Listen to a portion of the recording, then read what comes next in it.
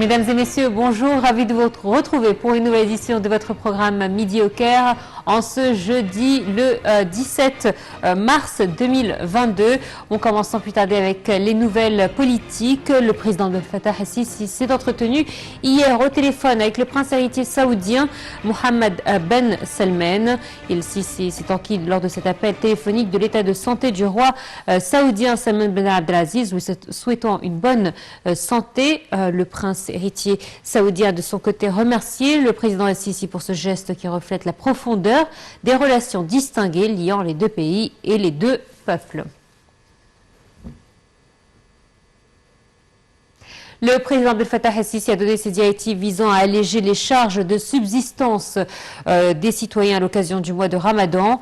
Le commandement suprême des forces armées a aussi donné des ordres pour fournir des produits alimentaires de base à prix réduit. L'autorité d'approvisionnement des forces armées a également mobilisé et de préparer 1 million de rations alimentaires avec une réduction allant jusqu'à 60% dans les différents gouvernorat.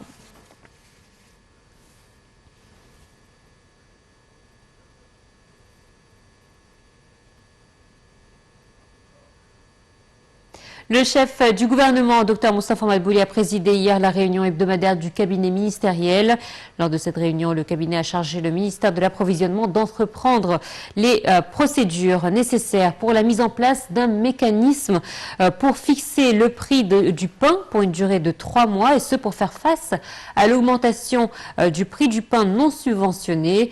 Le Premier ministre a aussi donné ses directives d'encourager davantage les agriculteurs de blé qui fourniront au gouvernement une grande quantité de leur récolte. Le ministère de la Santé par intérim, Khaled Abdelghafar, a pour sa part passé en revue les derniers développements de la pandémie du coronavirus, soulignant que le nombre de cas enregistrés quotidiennement dans le pays avait diminué.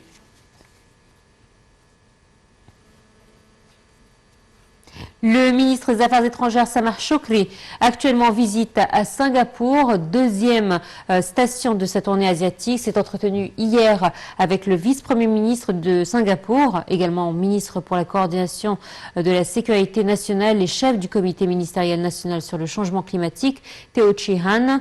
La réunion a porté sur les moyens de promouvoir la coopération et la coordination au cours de la prochaine période entre les deux parties, notamment dans le domaine du climat, et ce au vu de la présidence égyptienne de la 27e session de la conférence des parties à la Convention cadre des Nations Unies sur les changements climatiques, COP27.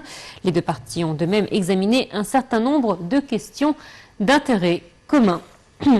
Et on enchaîne avec le chef d'état-major des forces armées, Osama Askar, qui s'est entretenu hier avec son homologue soudanais, Mohamed Osman El-Hussein, et la délégation qui l'accompagne actuellement en visite en Égypte. L'entretien a porté sur nombre de questions et de sujets d'intérêt commun et sur la coopération bilatérale dans divers domaines. Au terme de l'entretien, les deux chefs d'état-major ont présidé la séance de clôture de la 8e réunion du comité militaire mixte égypto-soudanais qui a porté sur les moyens de soutenir la coopération militaire, la formation conjointe, le transfert et l'échange d'expériences entre les forces armées des deux pays.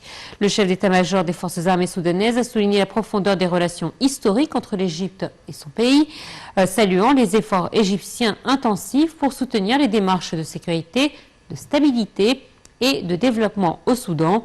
Il a fait état d'une convergence de vues sur la formulation d'une stratégie commune pour réaliser les intérêts des deux pays frères.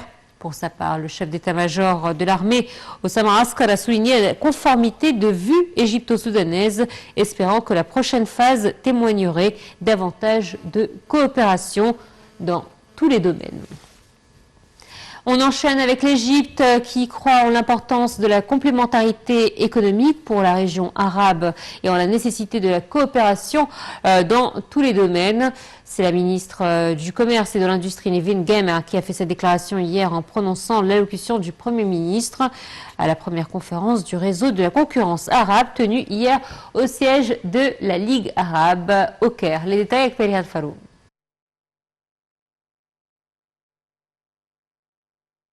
L'État égyptien et sa direction politique croient en l'importance de la complémentarité économique pour la région arabe, étant le meilleur mécanisme favorisant le développement durable et en la nécessité de la coopération dans tous les domaines, notamment du commerce, de l'industrie et de l'investissement, a déclaré la ministre du Commerce et de l'Industrie, Nevin Gema.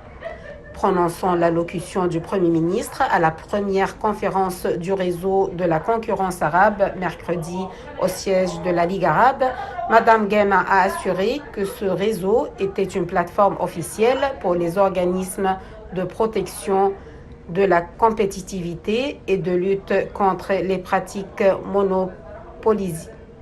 Prononçant l'allocution du Premier ministre à la première conférence du réseau de la concurrence arabe mercredi au siège de la Ligue arabe, Mme Gema a assuré que ce réseau était une plateforme officielle pour les organismes de protection de la compétitivité et de lutte contre les politiques monopolistiques et permettait d'engager un dialogue constructif pour exécuter les politiques et lois connexes dans la région arabe. Le lancement de ces réseaux intervient dans des circonstances économiques difficiles du fait des conséquences néfastes de la pandémie du coronavirus et de la crise russo-ukrainienne, a-t-elle dit, ajoutant la nécessité de conjuguer les efforts, d'échanger les visions, les idées et les expériences en matière de politique compétitive. L'Égypte s'engage à mettre en œuvre les critères de transparence, de gouvernance et de soutien à la concurrence, à encourager les investissements, à interdire les pratiques monopolistiques et contrôler le marché, a fait savoir la ministre.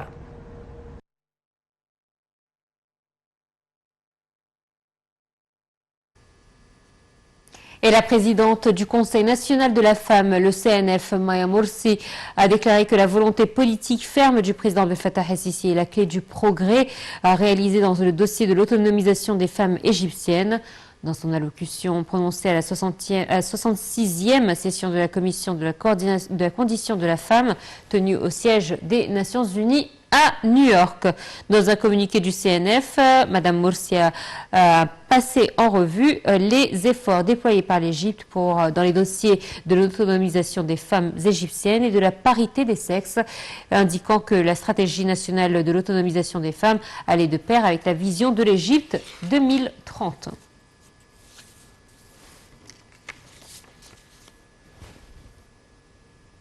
Allez, du tourisme, le ministre du Tourisme et des Antiquités, Dr Khaled El Anani, a reçu la présidente du musée du Louvre à Paris, Madame Laurence Descartes, et la délégation qui l'accompagne au siège du ministère à El Abbassia pour discuter des moyens de renforcer la coopération entre la partie égyptienne et le musée du Louvre, l'un des plus anciens organismes muséaux au monde. Perihan Farou.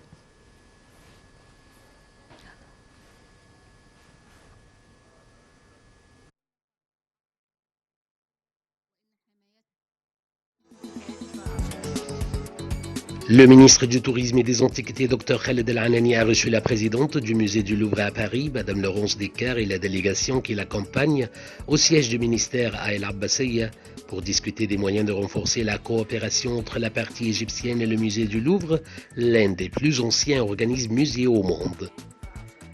Dr Khaled El Anani a commencé la réunion en souhaitant la bienvenue à la présidente du musée et à la délégation qui l'accompagne. Il l'a félicité à l'occasion de la prise de ses nouvelles fonctions en septembre dernier en soulignant la profondeur des relations égypto-françaises alors que les deux pays sont liés par de vastes relations historiques et civilisationnelles et une coopération fructueuse dans de nombreux domaines dont le tourisme et les antiquités. La réunion a abordé un certain nombre de sujets susceptibles de renforcer la coopération entre le ministère du Tourisme et des Antiquités, représenté par le Conseil suprême des Antiquités, et le musée du Louvre, notamment le travail de renouvellement du protocole de coopération signé en 2016 entre le département islamique du Louvre Musée et le musée d'art islamique du Caire. Ce protocole maximise les bénéfices en élargissant les domaines de coopération pour l'inclure l'échange d'expériences dans les domaines du travail muséal en général, y compris la formation de secrétaires et de restaurateurs, l'organisation d'expositions archéologiques temporaires et d'autres domaines de coopération fructueuse.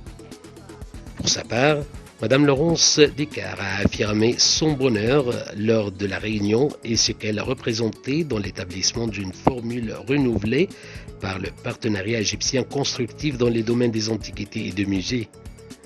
Elle a également salué le rôle joué par le ministère égyptien du tourisme et des antiquités dans les domaines des musées et des antiquités. Lors de sa visite en Égypte, Madame Laurence Descartes a visité le musée égyptien de Tahrir et le musée national de la civilisation égyptienne d'Al-Fustat. Madame Laurence Descartes a effectué une visite à l'intérieur des deux musées au cours de laquelle elle a fait un tour dans le musée égyptien de Tahrir pour voir les travaux de développement de la salle des trésors de Tanis et de l'Ancien Empire, en plus de la salle de Toutankhamon. La directrice du musée égyptien de Tahrir, Madame Sabah Abdelrazek, l'a accompagnée lors d'une visite aux archives du musée. Au musée national de la civilisation égyptienne d'Al-Fustat, elle a effectué une visite à l'intérieur des salles du musée, au cours de laquelle ils ont écouté une explication détaillée de l'histoire de la création du musée et les points forts de ces merveilleux trésors archéologiques exposés dans la salle d'exposition centrale et la salle des momies royales.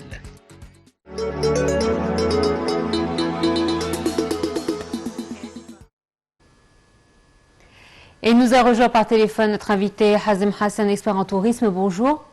Bonjour. Alors, c'est vrai que la France a une longue histoire avec l'Égypte dans la promotion des antiquités égyptiennes et le Louvre, le musée du Louvre, est un des musées les plus importants et les plus prestigieux dans le monde. Et c'est vrai que le pavillon égyptien est très spécial dans le Louvre. On a l'impression que vraiment c'est une des meilleures promotions des trésors égyptiens à travers le monde. Ça c'est sûr, et on voit bien sûr, comme vous venez de le dire, l'histoire de la collaboration entre l'Égypte et la France au niveau de l'égyptologie, soit à travers les égyptologues français qui ont travaillé ici chez nous en Égypte, et surtout pour le musée égyptien à la place de Tahrir, le bâtisseur justement c'était Auguste Mariette, un égyptologue français. Donc on voit que déjà depuis Champollion, depuis l'expédition française même, on voit que la France et l'Égypte ont eu une collaboration dans plusieurs occasions dans le domaine de l'égyptologie et les excavations archéologiques. Donc on voit que ce qui est arrivé pendant la réunion entre la présidente du musée du Louvre et le ministre des Antiquités et du Tourisme montre bien la continuité justement de cette collaboration. Et on voit que ça continue et c'est tout à fait normal, je veux dire, que cette collaboration continue et reste active déjà entre l'Égypte et la France. Et on voit qu'au niveau de la masse du tourisme en Égypte, le tourisme français, c'est une masse importante, un pourcentage très important pour les touristes qui viennent visiter l'Égypte, surtout sur le plan du tourisme culturel. Alors c'est vrai qu'à travers l'histoire, nous avons eu les Romains, nous avons eu les Grecs, nous avons eu différentes nationalités, nous avons eu les Anglais qui sont arrivés en Égypte, on a eu les Turcs également, mais c'est vrai que seuls les Français sont venus, ont été éblouis par la civilisation ancienne égyptienne, et ce sont les seuls qui n'ont pas voulu imposer leur art, mais au contraire le mettre à jour et peut-être le copier chez eux. Tout à fait, et on voit comment ils mettent en valeur les antiquités égyptiennes chez eux, au Louvre, et non seulement ça, mais on voit que les Français aidaient toujours à travers l'Institut du monde arabe en France, soit l'Institut de l'archéologie orientale, l'IFAO, l'Institut français de l'archéologie orientale, et leur participation justement dans les excavations. On voit que la France est très active à ce niveau. Et non seulement ça, mais pour les antiquités qu'on avait, qui sont parties de l'Égypte d'une façon illégale. la France a joué un rôle très important pour rendre ces antiquités à l'Égypte. Et d'ailleurs, là, je connais quelques personnes très importantes dans le ministère de l'Intérieur en France qui ont participé justement dans ces efforts pour rendre à l'Égypte les antiquités égyptiennes qui étaient trafiquées en dehors de l'Égypte. Même le défunt président François Mitterrand, le président français François Mitterrand, lorsqu'il a décidé de faire un chef-d'œuvre devant le musée du Louvre, il a décidé de choisir une pyramide en verre pour être l'emblème de son musée. Tout à fait. Depuis sa construction, cette pyramide en verre, justement, c'est devenu le symbole effectivement du Louvre. On voit que la partie égyptienne représente justement une partie très très importante et une des parties les plus visitées justement dans le musée du Louvre. Donc on voit que l'égyptologie et l'archéologie égyptienne représentent une partie très importante du Louvre et de la culture de muséologie en France en général. Monsieur Hazem Hassan, merci à vous d'avoir été des nôtres ce matin dans notre programme. Merci à vous.